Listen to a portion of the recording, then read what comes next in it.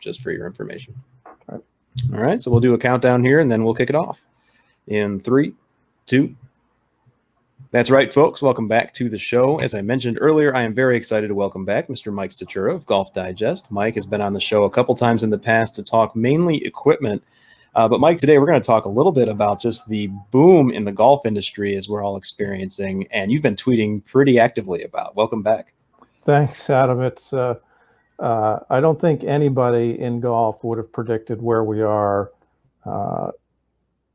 Back in March, I think there was a general sense that we're all going to be getting jobs at Walmart, and now Walmart wishes it was selling golf clubs. That's how big the switch has been. And quite honestly, I think some major manufacturers made decisions in March and April that if they knew some of the things that were going to happen, probably would have made different decisions. But totally unpredictable, a bit of a roller coaster, and I still think there's a lot left on the ride, positive or negative.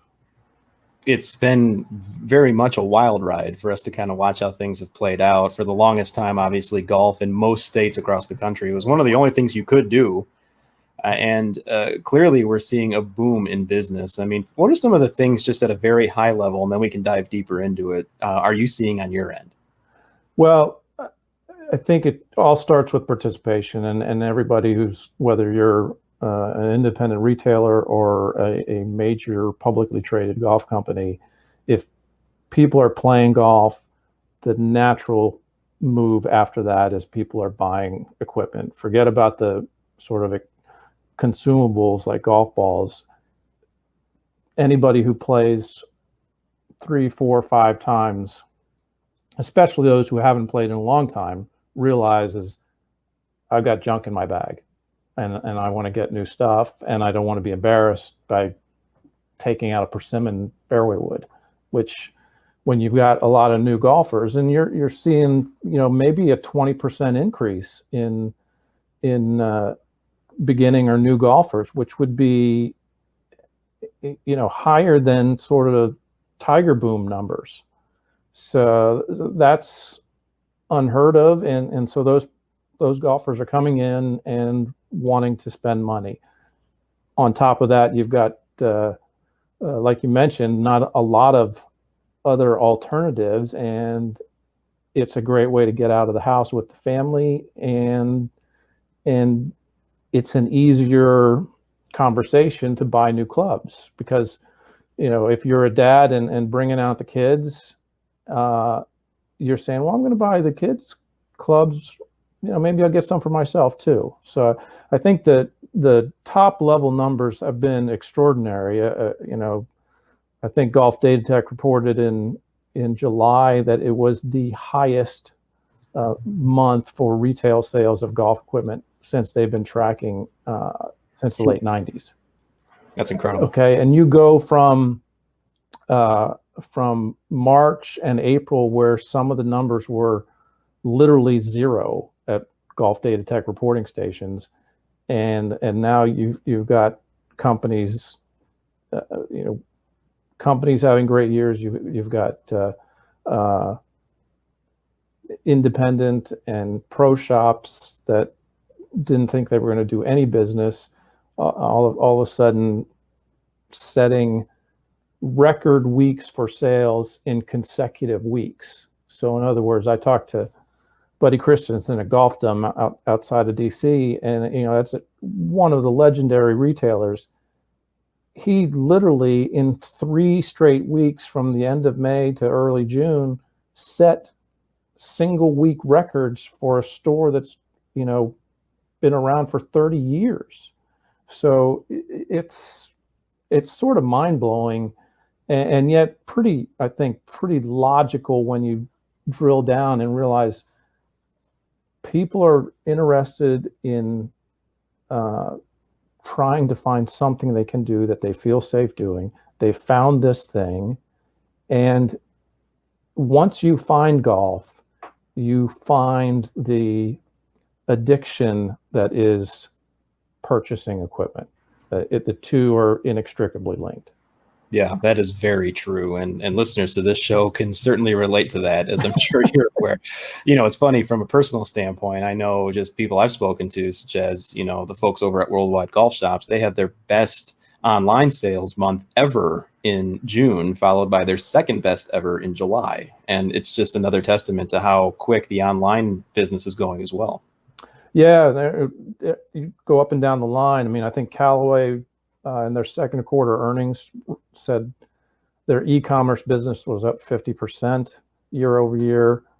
Dick's Sporting Goods just did their second quarter earnings, and obviously it's bigger than golf, but their e-commerce business was up 194%, and it's fueled two ways for them. Obviously, they've come up with this curbside end of their business, so that you can literally go online, select it, and drive over to the store and get it that day, if assuming everything's available as it usually is, because they've made this sort of switch over in their business model. So I mean, I think there's a couple of other things going on with the economics of this situation, because the typical golf pool of consumers is obviously generally a little bit more well off. They generally work in jobs that are conducive to work from home. And so if they're working from home a lot more or almost exclusively compared to what they were doing before, they're spending less money at work, whether that's commuting or lunch or just general.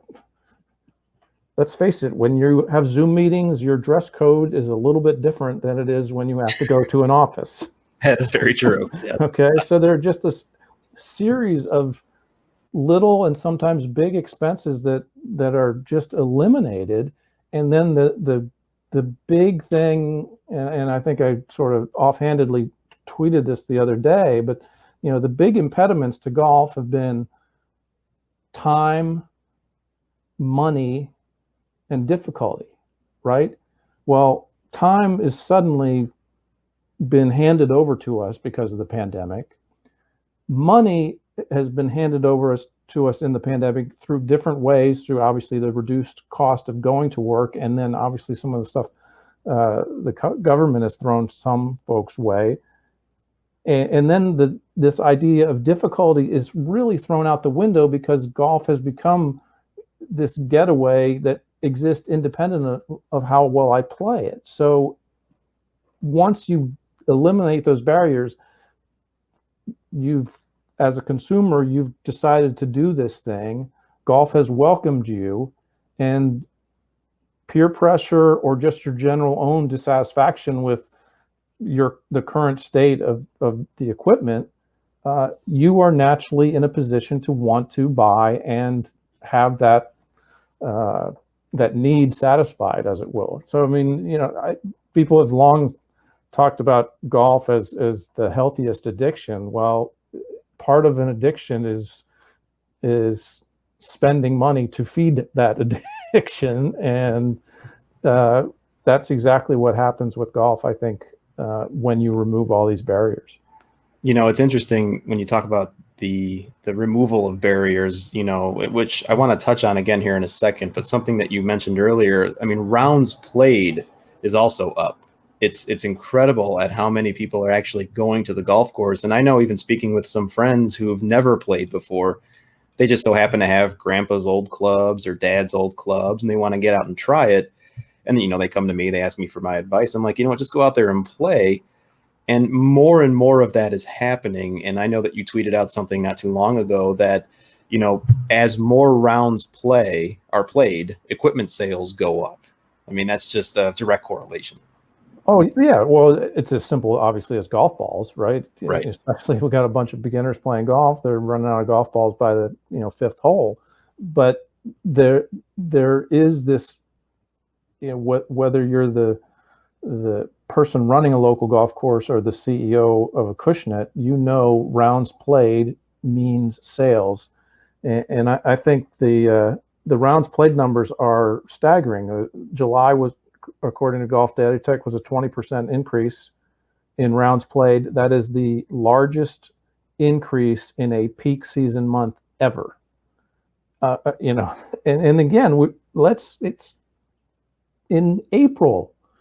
There was no golf to be played in 25 or 30 or 35 states. Yeah. And so, we're, basically operating in March and April at sort of zero, or I think the rounds played in April were down 40 some percent. And through July, we're ahead of schedule for rounds played. We're trending, I think, 3% up for the year, which the National Golf Foundation said that was highly unlikely to be on the positive side in May, and is really revised their forecast to say that there's almost no way that rounds played won't be positive for the year. Now, I think on the equipment sales side, we are still, despite incredible months in June and July, and really a pretty good May for the latter half of May, we're still behind sales from last year. So that's why I think this from a pure business standpoint, I think this next stretch of months will be really interesting to see. You look at things like inventory levels, which are probably as low as they've ever been, which is unusual for golf. You've got some definite challenges with the custom business, which is that's been a lifeblood because fitting has become so popular. But it's not unusual right now, depending on what manufacturer you're looking at, to see a 2, 3, even a 4-week delay for a custom order right now. So I mean, it's going to be an interesting stretch here if you compare where the equipment sales end of things is, and then you also throw in what's happening in the world around golf in terms of what other distractions or other life things are going to be part of the world that weren't part of the world in May, June, and July. Whether it's youth sports, whether it's kids going back to school, whether it's folks returning to some sort of normal office life, all of those things impact how rounds played, first of all, takes place. And if rounds played sort of levels off, or conversely, if it suddenly increases, you could have last 3-4 months of the year again be in record-setting territory, because you have major championships happening in September and November that can boost interest at a time when most people are clearly not focused on golf in traditional years. Yeah, that is very true. There's going to be a healthy amount of golf being, well, certainly in the last couple months, it was the only sport out there that you could watch. Right. And now obviously the others are rolling back out, but still there's a lot of attention paid on golf. And you had mentioned a few of the larger OEMs, they're faring better. They're still a little bit behind in sales comparatively. Is there a group that isn't doing as well as you had thought? Like, for example, when you mentioned some of the delays, I know some of the more direct-to-consumer, smaller brands, they're seeing upwards of almost 7 weeks in delay in some that I've spoken to. Golf apparel companies, I haven't heard too much about how they're doing. Are you hearing anything on your end? Yeah, I think, again, we're in this situation where companies had to make decisions in March about sort of changing production schedules, changing launch times, and some made changes, some softened, some changed the amount of product that they were going to have in the market in July, thinking, hey, we don't even know when people are going to start playing golf again. And it kind of started a lot quicker. That's why you're seeing, for instance, a company like Ping, which traditionally would introduce product, kind of in this late summer time frame, had to make a decision. And you see, a club like or a family of clubs like G425 is on the USGA conforming list for drivers. You can go and see that it's being sold in Asia right now, or about to be, but that's probably not a product that's going to be out in the US for several months, and maybe not until 2021. And so I think it's a question right now in terms of how companies figure out what they were thinking they were going to roll out in the fall, what they actually are rolling out in the fall, what was in sort of inventory in right now, and how they sort of stretch some of this over the next 3 months. It's not like it's not like you're in the fresh fruit business. You can't just start growing more golf clubs. Okay, right. You had to make those decisions early on. So I think there's going to be some opportunities if some folks made some aggressive decisions. And again, let's also talk about what types of things are going to be purchased more often. Is it custom fit sets of irons, or is it box sets of clubs? If, for instance, if there's no college football in the Midwest and out west in California, there's a lot of people who, again, are going to have that time and money that they were devoting to college football and traveling to games and watching games, and maybe golf really wasn't part of their mix. And now they decide, well, I got to do something with my Saturday. And it's not driving to Ann Arbor. It's playing golf with, which I haven't done in 10 years. So get me a $400 box set of clubs and I'm good to go. And so, I mean, I think that's a question, because I know box sets are limited, and I think that's an interesting, that might be an area where an enterprising smaller company could make a decision. Could have made a decision in June and say, okay, we're going to just load up on box sets and see what we can do with that end of the business. I'm not hearing that any major company has decided to go down that route. But I do think we're really in an interesting time because of where inventory levels were, and I don't see those dramatically changing. There are obviously companies, Mizuno and TaylorMade, have both launched new sets of irons. Right. That's a big launch, but how much did they decide? Okay, we're going to launch this stuff, but how much are we going to put out there? Because we had to make that decision 5 months ago, or 6 months ago, or 8 months ago, or whatever it was, and they maybe were conservative, and all of a sudden, if you decided to have 5,000 sets when normally you had 15,000 sets, and those are all gone in the first week and a half of availability. Okay, where are we in late September and October when you were supposed to have a big splash with this launch, and they're not really available, other than, you can go get fit for them, and then you might have to wait 6 weeks. Yeah, and then all of a sudden you can go to Costco now and get a hot dog and a new set of wedges, Mike. I mean, let's not forget about.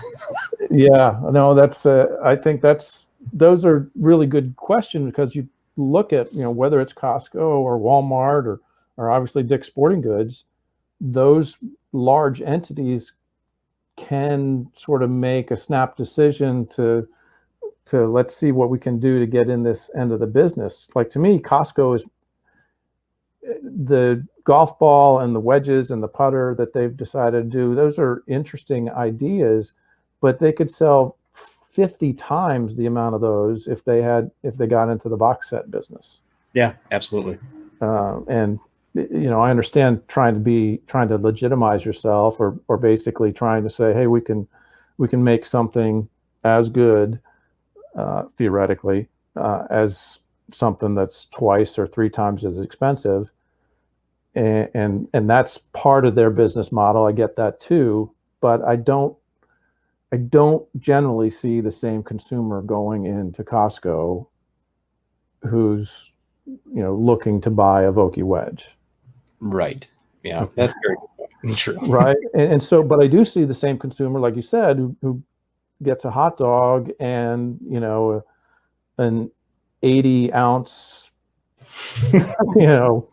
tub of vegetable oil or whatever the heck. Right. And then remembers that their uncle likes to play golf and his birthday's coming up. So I mean, I think that's where the opportunity is going to be if you see the same trend in a lot more beginning and new golfers coming to the game or returning to the game. They're probably not going to be necessarily in the $500 driver market. No, absolutely not. And I think everyone is learning now, especially the influx of new golfers, which of those buckets they fit in most comfortably. Even the newer golfers I've talked to, they're like, wait, I have to pay how much for a brand new set of irons? Well, yeah, that's why you kind of go a couple years older, maybe get, just something that can help you get out and have some fun. Yeah, and I think that's where obviously something like Global Golf and their used club business is really doing well. I mean, Ed Byman and the team there have told me time and time again they can't get enough used clubs, and this was before the pandemic. I think they're in a really interesting situation because I don't know for a fact that they're oversupplied. I got to imagine it's quite the opposite. And I think that the challenge right now, again, in the way the used clubs are being used as cash. In other words, if I can take my old set of irons as an established player and go through a fitting, and okay, I'm through a fitting and I'm getting a new set of clubs, and here's my old set of irons that they give me, $150 for or whatever. That probably is happening. Is it happening as rapidly, maybe as the used club market would want it to happen? I don't know. I think there's also a big question mark about where fitting fits into the life in the pandemic. I can tell you that I've had tons of conversations with fitters over the last 3 months because we're in the process of doing our next 100 best club fitter ranking. Mm-hmm. And there is not one fitter that I have talked to that has time to even fill out our simple questionnaire. That's how busy these guys are. So, I think it's, if you're a fitter of any quality and you can get someone in within 3 weeks right now, that's really remarkable. It's not unusual for people to be booked 2 or 3 weeks in advance in the fitting business. So it's I can't think of a time where golf has been like this, and it's really hard to compare it to anything else because it's all the enthusiasm is coming from a different place. Right. And you're still kind of in the back of your mind, okay, well, what do we do with that now? What's sustainable about that? If we keep introducing, $500 drivers and $1,500 sets of irons, is that really how we build on this? By the same token, if people and e-commerce is becoming such a huge part of the game, are we also risking a bunch of people getting clubs that are not right for them? Yeah, or counterfeit. That's, believe me, right? We just had the announcement of a raid in China that was the largest ever. Now, again, that raid was based in China, that I would guess the majority of the people dealing with these counterfeiters were sort of operating on Chinese websites, Alibaba and something like that. So it's not necessarily impacting the consumer here, but by the same token, when you're talking about that amount of tonnage of counterfeit clubs, it's going to bleed into this market. I mean, any enterprising counterfeiter can see what's happening here and say, right, just give me 1% of that. Yeah. Well, and I think that just emphasizes the point and the importance of people to become more educated now than ever before on the equipment that they're hopefully going to purchase to play. It's really a weird time, like you said, Mike. And, you know, one of the last questions I've got for you, and once again, listeners, we're talking to Mike Stachura of Golf Digest. You know, clearly, at least for media types and PGA professionals, one of the biggest events in the year, you know where I'm going with this, to get their hands on the new toys is at the PGA Merchandise Show. Maybe a month ago, 2 months ago now, there was a soft announcement that they're going to try one. Where do you see that ending up? Is it going to go virtual? Have they made that decision? What's your opinion on that? Well, I mean, obviously they have a West Coast show that was entirely virtual, right? In August, and I think the show is such a fixture that it's going to be as late a decision not to have it as it can possibly be. I mean, there's obviously a lot of waiting for a vaccine. Mm-hmm. I would say that it would be highly unlikely that Reed would cancel the show if things got a little bit better than they are now. Not a lot better, but if they got a little bit better, I think Reed would try to figure out a way.